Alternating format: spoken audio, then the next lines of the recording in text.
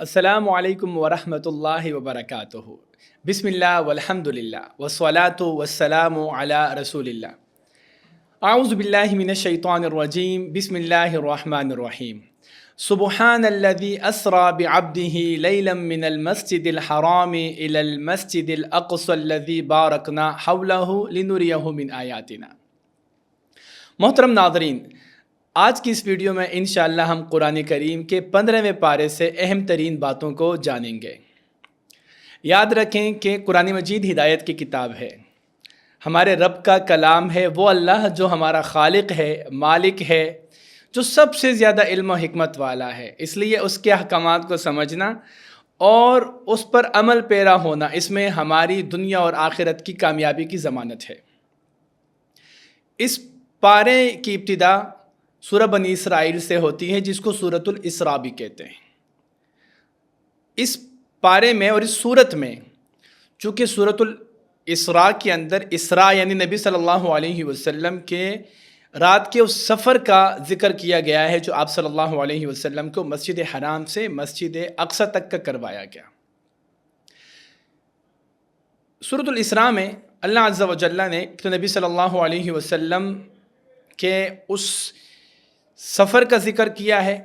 اور آپ صلی اللہ علیہ وسلم نے اس صورت کے بارے میں فرمایا۔ عبداللہ بن مسعود رضی اللہ عنہ آپ صلی اللہ علیہ وسلم سے مرفوعاً روایت کرتے ہیں کہ سورۃ الکہف، سورۃ مریم اور سورہ بنی اسرائیل یہ میرے قدیم مال میں سے ہے، یعنی مکہ میں جو اول صورتیں نازل ہوئی ان میں یہ 3 صورتیں بھی شامل تھی، اور آپ صلی اللہ علیہ وسلم کی سنت تھی کہ آپ صلی اللہ علیہ وسلم رات کو سورہ بنی اسرائیل اور سورۃ الزمر کی تلاوت فرمایا کرتے تھے۔ اس سورت کا اور اس پارے کا جو پہلا مضمون ہے وہ اسراء اور معراج سے متعلق ہے۔ اگر ہم اسراء کی بات کریں تو رسول اللہ صلی اللہ علیہ وسلم کو رات کے ایک مخصوص حصے میں اس وقت کہ جب آپ صلی اللہ علیہ وسلم ام ہانی رضی اللہ عنہا کے گھر پر آرام فرما رہے تھے، تو رات کے ایک خاص حصے میں آپ صلی اللہ علیہ وسلم کو وہاں سے لے کر حتیم کعبہ تک لے کے جایا گیا، اور وہاں پر نبی صلی اللہ علیہ وسلم براق پر سوار ہوئے، اور وہاں سے نبی صلی اللہ علیہ وسلم پھر بیت المقدس، جس کو مسجد اقصی قرآن نے قرار دیا ہے کیونکہ وہ بہت دور مسجد تھی، وہاں تک کا سفر نبی صلی اللہ علیہ وسلم کو کروایا گیا، اور وہاں پر نبی صلی اللہ علیہ وسلم نے تمام انبیاء کی امامت کروائی۔ آپ صلی اللہ علیہ وسلم کو 2 قسم کے پیالے پیش کیے گئے، شراب کا پیالہ اور دودھ کا پیالہ، اور آپ صلی اللہ علیہ وسلم نے دودھ کا پیالہ پسند فرمایا، اور جبریل امین نے آپ صلی اللہ علیہ وسلم سے فرمایا کہ آپ کو اللہ تعالیٰ نے فطرت اختیار کرنے کی توفیق عطا فرمائی۔ اس سفر میں علماء کے مطابق اس سفر میں بیت المقدس کے اس سفر میں اشارہ موجود ہے، نبی صلی اللہ علیہ وسلم کی تمام انبیاء کی امامت میں یہ اشارہ موجود ہے کہ اللہ عز و جل اب فضیلت بنی اسرائیل سے لے کر امت محمدیہ صلی اللہ علیہ وسلم کو عطا کر چکے ہیں۔ اس بنیادی حصے کے بعد اسراء اور معراج کے سفر کے بعد پھر یاد رکھیں کہ بیت المقدس کے سفر کے بعد اللہ عز و جل نے نبی صلی اللہ علیہ وسلم کو معراج کروایا، یعنی آسمانوں کی سیر کروائی، جنت کے نظارے دکھائے اور جہنم کی ہولناکیاں دکھائی۔ چونکہ معراج کا ذکر خصوصی طور پر سورۃ النجم میں اس کا ذکر کیا گیا ہے، تو انشاءاللہ اس مقام پر ہم مختصر انداز میں قصہ معراج یعنی واقعہ معراج کا بھی ذکر کریں گے۔ اس کے بعد اللہ عز و جل نے بنی اسرائیل اور یہودیوں کی جو جرائم تھے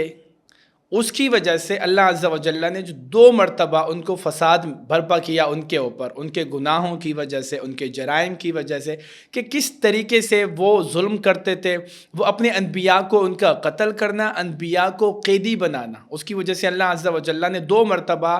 ان پر دشمن مسلط کیے۔ پہلا دشمن بخت نصر یا جالوت، کہ جس نے ان کو بے دریغ قتل کیا، ان کو قیدی بنایا اور ان کو جلا وطن کیا، ان کا خوب خون بہایا اور ان کو فساد میں مبتلا کیا۔ اس کے بعد اللہ عز و جل نے طالوت کے ذریعے ان کو طاقتور بنایا اور جالوت کو حضرت داؤد نے قتل کیا اور ان کو نجات دی گئی اور دوبارہ طاقت میں آئے۔ اس کے ایک طویل عرصے بعد ان لوگوں نے حضرت زکریا علیہ السلام کو قتل کیا اور حضرت عیسیٰ علیہ السلام کو قتل کرنے کی کوشش کر رہے تھے کہ اللہ عز و جل نے حضرت عیسیٰ علیہ السلام کو زندہ آسمان پر بلا لیا، اور ان کے اس جرم کی اور ظلم کی پاداش میں اللہ عز و جل نے ایک رومی بادشاہ ان پر مسلط کیا، جنہوں نے وہی قصہ دوبارہ دہرایا جو کہ بخت نصر نے ان کے ساتھ کیا تھا۔ ان کو بے دریغ قتل کیا گیا اور ان کو پھر ہمیشہ کے لیے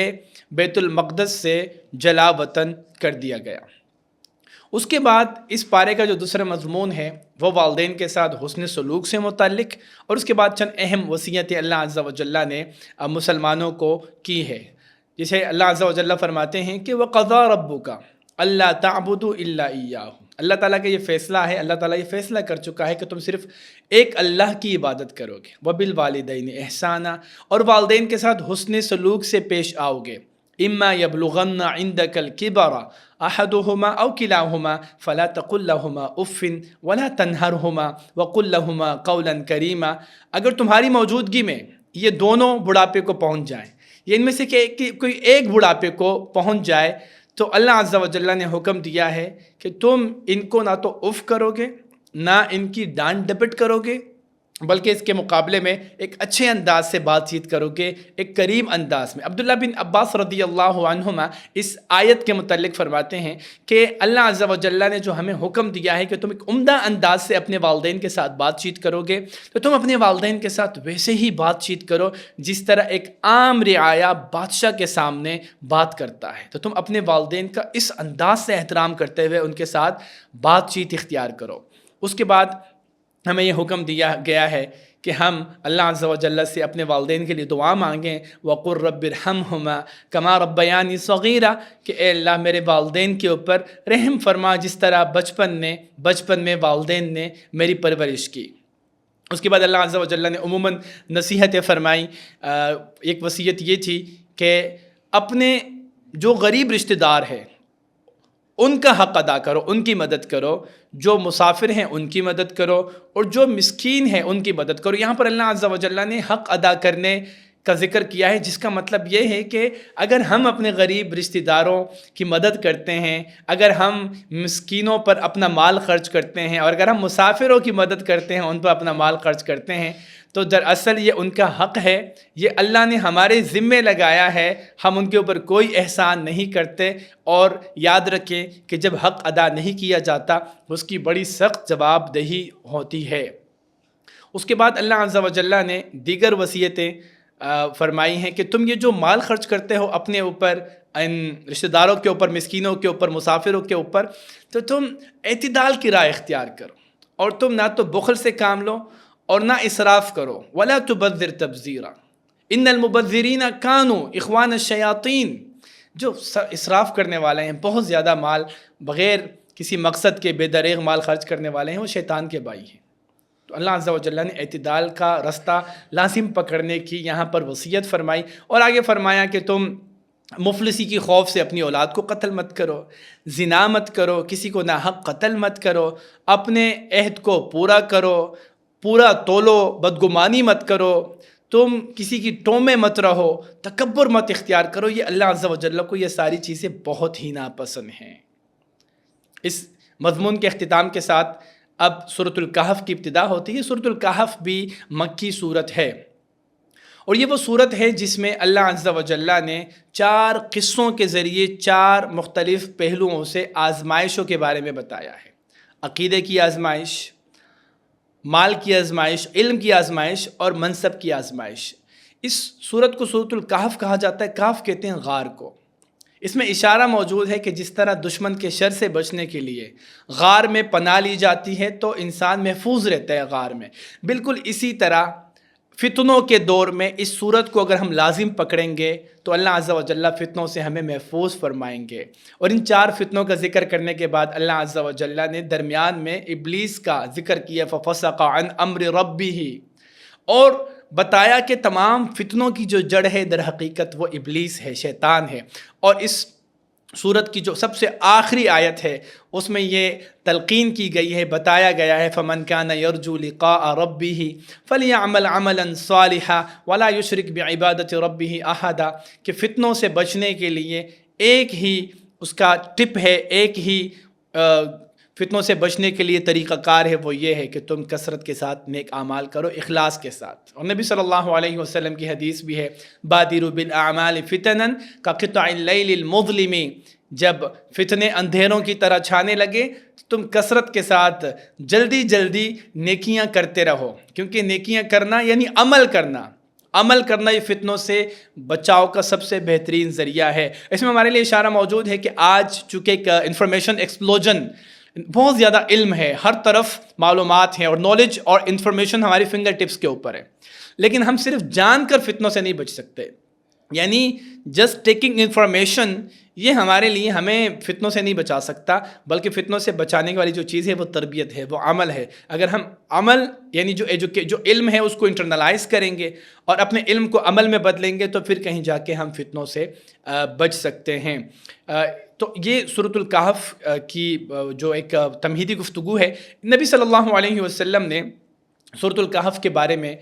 فرمایا کہ سورۃ الکہف کی ابتدائی 10 آیات یا آخری 10 آیات جو شخص زبانی یاد کرے گا، ٹھیک ہے، زبانی یاد کرنے میں اس کو سمجھنا اور اس کو اچھی طرح اس پر عمل کرنا یہ شامل ہے۔ جو شخص ان 10 آیات کو یاد کرے گا تو اللہ عز و جل اس کو فتنہ دجال سے محفوظ کرے گا۔ اور آپ صلی اللہ علیہ وسلم کی ایک حدیث ہے کہ جو شخص جمعے والے دن سورۃ الکہف کی تلاوت کرتا ہے تو اللہ تعالیٰ اگلے جمعے تک اس کے لیے ایک خاص نور مقرر کر دے گا۔ اور ایک صحابی کو آپ صلی اللہ علیہ وسلم نے یہ نصیحت کی تھی کہ تم سورۃ الکہف کی تلاوت کیا کرو، کیونکہ اس کی تلاوت سے اللہ تعالیٰ کی سکینت نازل ہوتی ہے۔ اگر ہم بات کرتے ہیں اپنے تیسرے مضمون کی جو کہ سورۃ الکہف کے تحت پہلا مضمون ہے، تو وہ اصحاب کہف یعنی غار والے نوجوانوں کی بات ہے۔ غار والے نوجوان یعنی وہ چند نوجوان کے جو اس دور میں، اپنے دور میں واحد مسلمان نوجوان تھے، باقی پورا کا پورا جو ایک ریاست تھی، بادشاہ تھا، وہ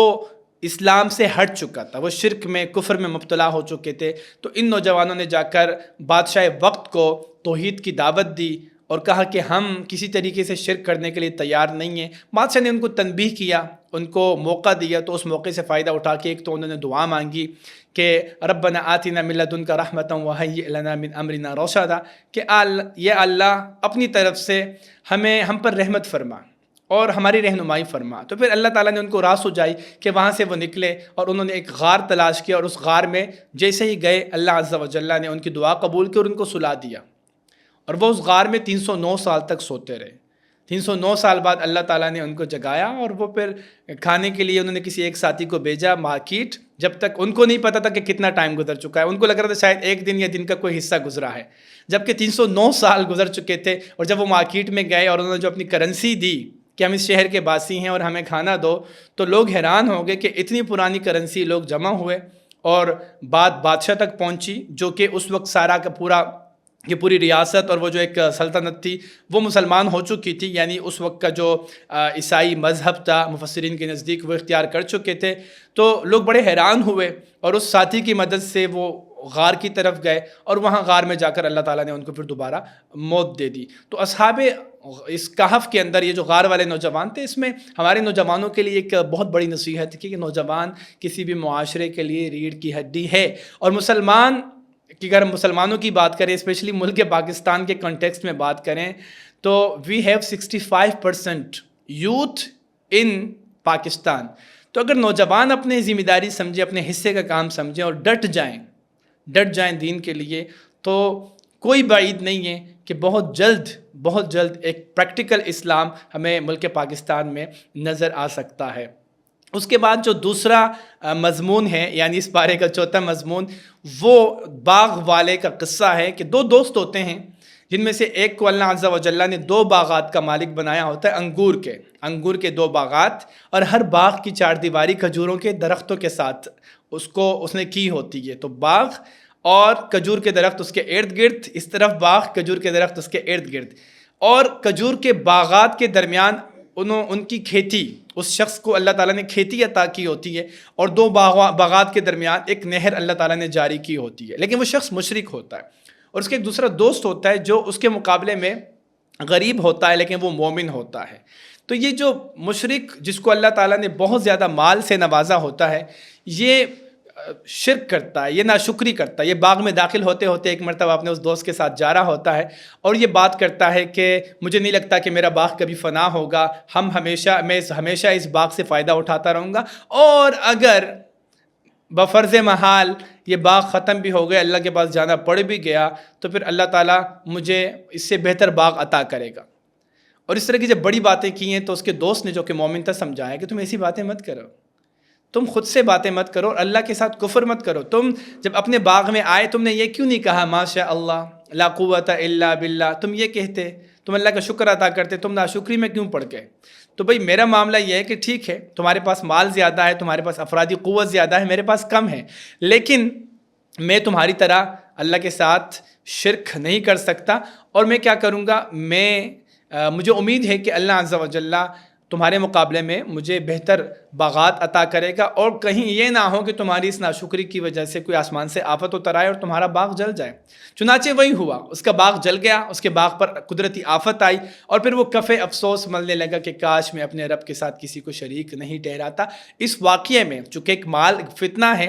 مالداروں کو یہ نصیحت دی گئی ہے کہ مال اللہ کی عطا ہے، تو اس مال کی وجہ سے کہیں تم تکبر کی طرف نہ چلے جاؤ، فتنے میں نہ پڑ جاؤ، تو ہمیشہ مال کے باوجود بھی عاجزی اختیار کرو۔ تیسرا اور آخری قصہ اس پارے کا جو کہ 5واں مضمون ہے، وہ حضرت موسیٰ علیہ السلام اور حضرت خضر علیہ السلام کے مابین ایک قصہ ہے کہ حضرت موسیٰ علیہ السلام سے ان کے بنی اسرائیل کے کسی شخص نے پوچھا کہ اس وقت سب سے بڑا عالم کون ہے؟ تو حضرت موسیٰ علیہ السلام نے کہا کہ میں ہوں۔ اور یہ انہوں نے اس وجہ سے کہا کہ حضرت موسیٰ علیہ السلام اللہ کے رسول تھے اور ان کے پاس جبریل آتے تھے، اللہ کا علم آتا تھا فرشتے کے ذریعے، تو انہوں نے یہ بات کی، لیکن اللہ عز و جل کو یہ بات پسند نہیں آئی، اور اللہ تعالیٰ نے تنبیہاً ان کو کہا کہ موسیٰ تم نے یہ جو واللہ عالم کیوں نہیں کہا، تم نے اس سوال کی نسبت، اس سوال کا جواب، اس کی نسبت تم نے اللہ کی طرف کیوں نہیں کی؟ جاؤ تم فلاں علاقے میں 2 دریا جہاں پر ملتے ہیں وہاں میرا ایک بندہ ہے جس کو ہم خضر کے نام سے جانتے ہیں، جاؤ اس کو میں نے تم سے زیادہ علم عطا کیا ہے، جاؤ وہاں سیکھو۔ تو حضرت موسیٰ علیہ السلام سفر کرتے ہیں اپنے ایک نوجوان ساتھی کے ساتھ، وہاں پہنچتے ہیں، خضر علیہ السلام سے ملاقات ہوتی ہے، وہ ان سے ریکویسٹ کرتے ہیں هل اتبعک علی ان تعلمنی مما علمت رشدا، کہ میں تمہاری پیروی کرنا چاہتا ہوں خضر، کیا تم مجھے اجازت دیتے ہو کہ میں تمہاری شاگردی اختیار کروں، اور جو اللہ نے تمہیں ایک ہدایت کی باتیں سکھائی ہوئی ہیں، حکمت کی باتیں سکھائی ہوئی ہیں، کچھ مجھے بھی سکھا دو۔ تو حضرت خضر نے تو پہلے منع کیا کہ بھائی میرے ساتھ رہو گے تمہیں کچھ سمجھ نہیں آئے گا، اے موسیٰ تم صبر نہیں کر پاؤ گے۔ تو حضرت موسیٰ علیہ السلام کہنے لگے نہیں میں صبر کر پاؤں گا، مجھے موقع دیں۔ تو جیسے ہی حضرت موسیٰ علیہ السلام حضرت خضر کے ساتھ جڑتے ہیں تو 3 اہم ترین واقعات ہوتے ہیں۔ ایک پہلا واقعہ تو یہ ہوتا ہے کہ جب وہ کشتی ایک گزر رہی ہوتی ہے، یہ اس کشتی میں سوار ہوتے ہیں، تو حضرت خضر علیہ السلام بیچ دریا میں اس کشتی کا تختہ ایک اکھیڑ دیتے ہیں۔ تو حضرت موسیٰ علیہ السلام اس پر وارن کرتے ہیں، یعنی وہ اس معاملے کو سمجھ نہیں پاتے کہ اچھا جن کشتی والوں نے ہمارے اوپر احسان کیا اور ہمیں کشتی میں بٹھا دیا تو ہم کیسے ان کا نقصان کر سکتے ہیں۔ تو انہوں نے حضرت خضر کی اس عمل کو وہ سمجھ نہیں سکے اور انہوں نے سوال اٹھا دیا کہ یہ آپ نے کیا کیا ہے۔ اس کے بعد وہ جب دریا کے اس پار اترتے ہیں تو ایک نوجوان شخص کو حضرت خضر علیہ السلام قتل کر دیتے ہیں۔ تو اس پر بھی حضرت موسیٰ ایک سوال اٹھاتے ہیں کہ آپ نے ناحق کسی کا قتل کر دیا، یہ آپ کیسے کر سکتے ہیں؟ اور تیسرا سوال وہ کسی بستی میں جاتے ہیں اور ان سے مطالبہ کرتے ہیں کہ ہم مسافر ہیں، ہمیں کھانا کھلا دو۔ تو وہاں کے لوگ بڑے روڈ ہوتے ہیں، وہ منع کر دیتے ہیں مہمان نوازی کرنے سے۔ اور تھوڑی دیر بعد حضرت موسیٰ کیا دیکھتے ہیں کہ حضرت خضر جو ہے ایک دیوار گر رہی ہے، وہ اس دیوار کو اثر نو تعمیر کرتے ہیں۔ تو اس پر بھی اعتراض کرتے ہیں کہ ہم بھوکے ہیں، انہوں نے ہمارا خیال نہیں رکھا، تو اگر آپ چاہتے تو آپ اپنی جو آپ نے ان کے ساتھ ان کی دیوار کھڑی کی ہے اس کا معاوضہ لیتے اور ہم کچھ کھا پی لیتے۔ تو ان 3 باتوں کے بعد حضرت خضر نے موسیٰ علیہ السلام سے کہا کہ ھذا فراق بینی و بینک، اب میرے اور تمہارے درمیان جدائی ہے، اب تم میرے ساتھ مزید نہیں چل سکتے۔ اور اس کے بعد ان 3 باتوں کی حقیقت، ان کی جو تعبیل تھی اس کے بارے میں بتایا کہ جو کشتی تھی وہ اس لیے اس کا تختہ اکھاڑا تھا کہ دریا کے اس پار ایک ظالم بادشاہ تھا جو ہر صحیح سلامت کشتی کے اوپر قبضہ کرتا تھا، تو میں نے ایک تختہ اکھاڑ کر ان مسکینوں کی کشتی بچا لی۔ اسی طرح جس نوجوان کو میں نے قتل کیا وہ نافرمان تھا اور والدین کے بڑا سرکش تھا، والدین کو بڑا نقصان عنقریب وہ پہنچاتا. تو تمہارے رب نے یہ ارادہ کیا کہ اس کو قتل کروں میں اور اس کے بدلے اللہ تعالیٰ اس کو ایک نیک صالح بیٹا عطا فرمائے. اور تیسرا وہ جو دیوار میں نے کھڑی کی تو ایک نیک شخص جس کا انتقال ہو چکا تھا, اس نے اپنے بچوں کے لیے اس دیوار کے نیچے خزانہ چھپایا ہوا تھا. وہ یتیم 2 بچے تھے. تو تمہارے رب نے یہ ارادہ کیا کہ ہم جب تک وہ بچے جوان نہیں ہو جاتے اس کی حفاظت کی جائے. جب وہ جوان ہو جائیں گے اپنا مال نکال لیں گے. تو یہ ان تینوں واقعات میں ہمارے لیے نصیحت موجود ہے کہ ہمیں بھی اپنی زندگی میں بظاہر بہت ساری چیزیں غلط لگ رہی ہوتی ہیں, لیکن اس کے پیچھے اللہ تعالیٰ کی بڑی حکمتیں ہوتی ہیں. اچھا, اس میں علماء نے جو حضرت موسیٰ علیہ السلام اور حضرت خضر علیہ السلام کا واقعہ ہے, اس میں علماء نے تعلیم و تعلم کے بہت سارے آداب کا بھی ذکر کیا ہے, جس کا ذکر میں انشاءاللہ اس پارے کے سے جو ہم نے فوائد اخذ کرنے ہیں اس میں اس کا ذکر کروں گا. تو اس پارے کے اختتام پر جو کچھ فوائد ہم نے اس پارے سے ہمیں سیکھنے کو ملتے ہیں, جو نکات اہم ترین نکات سیکھنے کے اسباق ہیں, پہلا تو یہ ہے کہ یہود و نصارہ کے رستے سے خود کو بچانا ہے. آپ صلی اللہ علیہ وسلم نے اس کی تلقین کی, فرمایا کہ چونکہ وہ جرائم پیشہ لوگ تھے, اللہ کے نافرمان تھے, تو جس طرح اللہ نے ان کو ہلاک کر دیا, اگر تم ان کے رستے پہ چلو گے تو اللہ تعالیٰ تمہیں بھی ہلاک کر دے گا.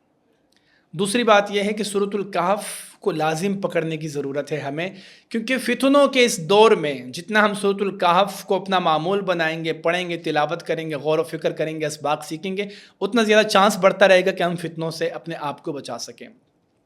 تیسری بات یہ ہے کہ اللہ عز و جل نے مال کو اس دنیا میں فتنہ قرار دیا ہے, تو اس مال کو عدل کے ساتھ, اعتدال کے ساتھ خرچ کرنا چاہیے. لیکن یہ اللہ کا مال ہے اور اس مال میں صرف اپنے اوپر نہ بلکہ جو ہمارے آس پاس ہمارے رشتہ دار ہیں, مسکین, فقراء, جتنے بھی لوگ ہیں, ان سب کا خیال ہمیں رکھنا چاہیے. اسی طرح جو چھوٹے چھوٹے مصائب ہیں اس سے نہ گھبرائیں, کیونکہ ہر چھوٹی مصیبت بڑی مصیبت سے بچنے کا ذریعہ بنتی ہے. اور یہ کہ جو مصیبت آتی ہے اس پر صبر کریں, کیونکہ صحیح وقت ابھی نہیں آیا. آپ کا صحیح وقت آئے گا تو اللہ تعالیٰ آپ کو اس مصیبت سے نکال دے گا, جس طرح حضرت یوسف علیہ السلام کو اللہ نے جیل سے نکالا تھا. اسی طرح ایک آخری بات کہ علم کے لیے مشقت اٹھانا, سفر کرنا, اور علم کے لیے علم کے جو کچھ آداب بنیادی طور پر کہ استاذ کا احترام, استاذ سے اجازت لینا, یہ بہت ضروری ایک عمل ہے جو ہمیں حضرت موسیٰ اور حضرت خضر علیہ السلام کے واقعے میں سکھایا گیا. اور یہ کہ ہمیں علم کی وجہ سے خود پسندی کا شکار نہیں ہونا چاہیے. علم اللہ عطا کرتا ہے, اللہ کی طرف سے یہ علم ایک انعام ہے. تو علم کی وجہ سے تکبر میں پڑنا یہ آزمائش ہے, اس سے بھی ہمیں بچنے کی کوشش کرنی چاہیے انشاءاللہ. اس کے بعد ایک اور قصہ ذوالقرنین کا جو کہ اگلے پارے میں انشاءاللہ میں بیان کروں گا.